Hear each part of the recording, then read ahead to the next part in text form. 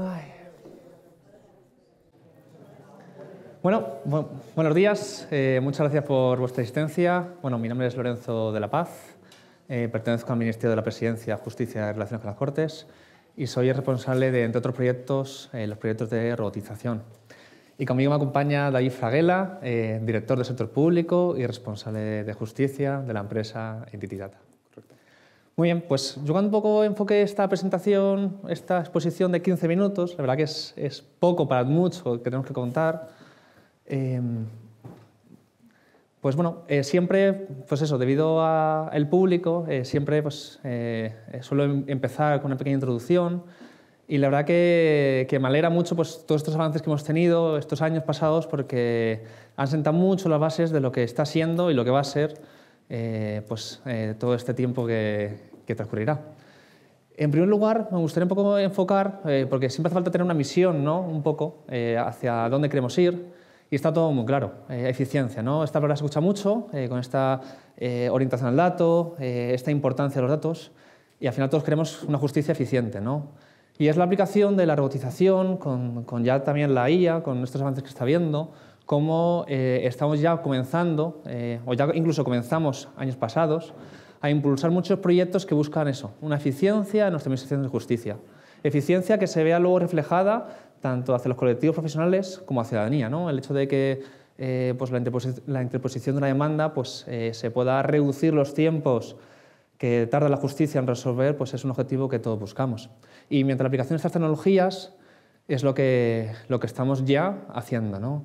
Esto está permitiendo pues eso, facilitar esa toma de decisiones a nuestro personal de la justicia, letrados, así como tramitadores, gestores y, por qué no, también los jueces, ¿no? Y bueno, un poco cogiendo las palabras del secretario de Estado, ¿no? Manuel Olmedo, en un evento, pues al final toda esta inversión que está habiendo no es un gasto, ¿no? Sino se está reflejando en un ahorro que luego expondremos que está teniendo ya en la propia Administración de Justicia.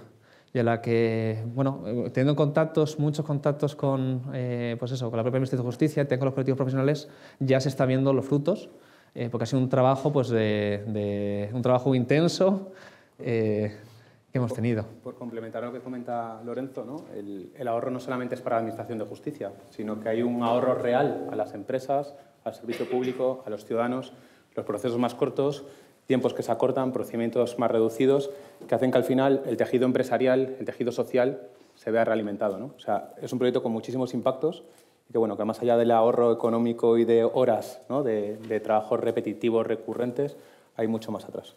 Exactamente, exactamente. Bueno, mediante este proyecto pues, somos partícipes, ¿no? Un granito de arena de esa transformación y esa optimización de nuestro servicio público de justicia, junto con el resto de proyectos que estáis viendo a través de esta Lab, pues estamos todos trabajando en ese mismo sentido. Siempre me gusta realizar una pequeña también, más bien esa alfabetización, ¿no? Pero adecuada un poco a lo que es la robotización, que al fin y al cabo yo cuando voy y hablo con algún director de un servicio común de tramitación, siempre les pongo este ejemplo, ¿no? Estamos incorporando más trabajadores, ¿vale? A tu oficina, pero en este caso virtuales. Si tú como letrado, el director del Servicio Común de Tramitación, tienes a 20 funcionarios a tu cargo, pues bueno, estamos incorporando otros 20 más, ¿no? En este proceso. Y la verdad que estos trabajadores virtuales, al fin y al cabo, son tecnología, es tecnología, pero emulan este conjunto de acciones que en la propia oficina se realizan, ¿no? Dando ese apoyo, siendo una herramienta al personal, ¿no? Siguiendo un poco ese Real Decreto Ley 6/2023, que se menciona y nos da un impulso normativo, una seguridad jurídica necesaria para que estas actuaciones automatizadas y asistidas pues, tengan su encaje en la propia Administración de Justicia.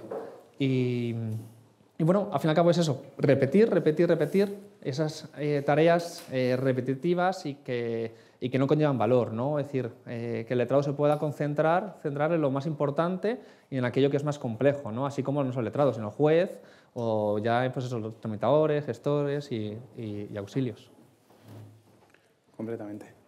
Con respecto a la parte de iniciativas, yo creo que la primera andadura que arrancamos en el Ministerio fue en el año 2018, los primeros proyectos de robotización. Ha ido cambiando mucho, ha ido evolucionando mucho el ecosistema, ¿no? Los primeros proyectos que se arrancaron fueron proyectos muy enfocados a temas de aseguramiento de calidad, revisar cómo estaba funcionando, porque bueno, era una tecnología que había que probar. Vista la tecnología, vista la experiencia, hemos empezado a implementar un ecosistema de casos de uso alrededor de la justicia, ¿no? Con un enfoque de, como comentaba Lorenzo, de reducir horas, de reducir el tiempo, ¿no? que el letrado, que el fiscal, que el juez, que el abogado, que el procurador pasan delante del ordenador haciendo tareas altamente repetitivas, ¿no? Bueno, muchos de estos seguramente ya los habéis ido escuchando en las últimas sesiones, siguen evolucionando, seguimos trabajando en nuevos casos, ¿no? Por ejemplo, en monitorios hay un avance espectacular en el último año, pero, por ejemplo, hay casos, ¿no? Como el de reclamación de vuelos, que puede parecer menor por la volumetría, pero que es sumamente importante, ¿no? Y este es un caso completamente automatizable. Hablamos, por ejemplo, que en órganos judiciales que están cerca de aeropuertos, el 80-90% de su carga laboral puede ser reclamación de esos vuelos. O sea, pensad también en el pobre funcionario, el pobre juez que está en ese órgano judicial y pasa todos sus días revisando una reclamación de vuelo tras otra, ¿no? Si somos capaces de sacar este trabajo, si somos capaces de automatizar este proceso, también es un tema de conseguir que se ocupen esas plazas, conseguir que aporte valor el juez, que aporte valor el personal que está en ese órgano judicial, ¿no? O comentábamos también la parte de monitorios, ¿no? Comentaba Héctor, creo que fue ayer en una conversación en el foro, que la diferencia entre automatizar o no automatizar el registro y reparto de un monitorio está siendo de unos 30 días de media, en caso de no estar automatizado, a que la misma noche en la que se introduce el expediente esté registrado y repartido. Estamos hablando de recortar 29-30 días el tiempo de lo que un monitorio entra en un procedimiento judicial, ¿no? Esto al final son casos que se están automatizando y que, bueno, que está significando un avance bastante potente, creemos, en el mundo de la justicia. Si quieres complementar algo, algún otro caso. Es que es así, la realidad es esa. La realidad es tal cual escrito, sí. Bueno, simplemente un poco como demostración, no sé si todos estáis al tanto de cómo funcionan los robots. Esto es una demostración de robots funcionando en paralelo. Lo que abre es la aplicación, los sistemas, las herramientas del Ministerio de Justicia. Distintas herramientas. Tenemos arriba Atenea, a la derecha tenemos Minerva, tenemos también Minerva abajo y cuenta de consignación, ¿no? Son distintos proyectos, distintos sistemas y lo que emula es el funcionamiento de un usuario.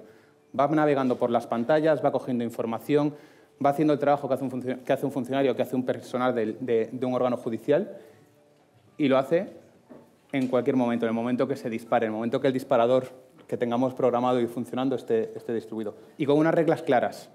Me refiero, no hay una toma de decisión en esta parte de robotización con respecto a qué tiene que hacer. No, las reglas definidas están, se hacen esas reglas y si no, pues se saca un aviso, se saca una alerta y el órgano judicial actúa. Entonces, hay una seguridad jurídica también por detrás muy relevante, ¿no? Bueno, distintos casos. Bueno, aquí son 4, ¿vale? Pero vamos acumulando, como se puede ver un poco en el vídeo, ¿no? Y al final, tenemos una oficina virtual, ¿no? Tal cual. O sea, creo, si no recuerdo mal, que ahora hay más de 50, ¿no? Robots dedicados. Y aumentando, ¿no? El siguiente son 60 y algo. 24/7. 24/7, 365 días al año, trabajando y ocupando ese espacio para hacer este tipo de tareas. Si no recuerdo mal, en cuentas de consignación estamos hablando de miles y miles y miles de millones de euros que han pasado por los robots de cuentas de consignación sin errores, porque no se equivoca. Bueno, yo siempre cuando expongo estos proyectos, yo digo, mirad, yo os puedo convencer, ¿no? Pero mejor los datos, ¿no? Que os convenzan, ¿no? Y es por eso que siempre, pues eso, pongo en pie de batalla los indicadores de impacto, el beneficio, porque es al final lo que va a hacer que esta justicia y lo que está haciendo e impulsando y empujándonos nosotros para continuar estos proyectos. Y al final, bueno, podéis ver que más de 17 millones de operaciones automatizadas, más de 900.000 horas ahorradas a la Administración de Justicia y más de 13 millones de euros ahorrados a la Administración de Justicia. Estos datos, objetivos y teniendo en cuenta pues eso, lo que es el personal, los sueldos, así como las horas que se invierte en la propia Administración de Justicia, pues son datos que estamos sacando y muchos más. Justo además en el día de ayer comentaba el director general Aitor Cubo cómo tenemos mucho más de datos de impacto, por ejemplo, que se están viendo ya reducciones en la duración de los tiempos de resolución de procedimientos judiciales, en este caso de monitorios, de 100 días, ¿no? Entre un procedimiento judicial que no lleva ninguna actuación automatizada con respecto a uno en el que sí ha habido, pues han reducido 100 días, ¿no? Y esto es una realidad, son los datos. Y quería un poco centrarme y hablar sobre un caso que tenemos, que está siendo un éxito, ¿vale? Y son los procedimientos monitoreos civiles, pero bueno, esto se puede replicar al siguiente procedimiento civil, como el juicio verbales y muchos más, la jurisdicción social, que se pueden ir poco a poco incorporando procesos automáticos, ¿no? Estamos hablando de registro de parto, como ha comentado David, pues, que lo tenemos implantado pues, ya en el 100%. Tenemos también herramientas de apoyo en lo que es la parte de tramitación pura dura en su fase declarativa y también en su fase ejecutiva, para poder facilitar un poco al personal de los servicios, de los tribunales de instancia, el trabajo, y poco a poco vamos viendo cómo está, pues eso, en este camino, cómo con estas pequeñas piedras, ¿no? En el camino se va haciendo, ¿no? Y cómo vamos ahorrando tiempo, ¿no? Y me acuerdo un hecho que ocurrió en este verano, que en cuestión de 2 días realizamos más de 500 propuestas de diligencias procesales, ¿vale? Obviamente es muy complicado que en una oficina no se puede hacer en únicamente 2 días más de 500 propuestas, ¿vale? Y mucho más. Los datos los podemos compartir después, pero la verdad que estamos viendo mucho beneficio. Y sobre todo, lo más importante, preguntamos a nuestros usuarios, ¿no? Y también a los colectivos profesionales, y están viendo ya desde su prisma, ¿no? Pues este beneficio. Y yo creo que bastante indicativo, ¿no? Es que yo creo que los primeros procesos que empezamos a automatizar fue casi un poco al revés, ¿no? Fuimos nosotros los propositivos, fuimos nosotros los que fuimos a buscar ese proceso, pero conforme hemos ido entrando en los órganos judiciales, el proceso al revés.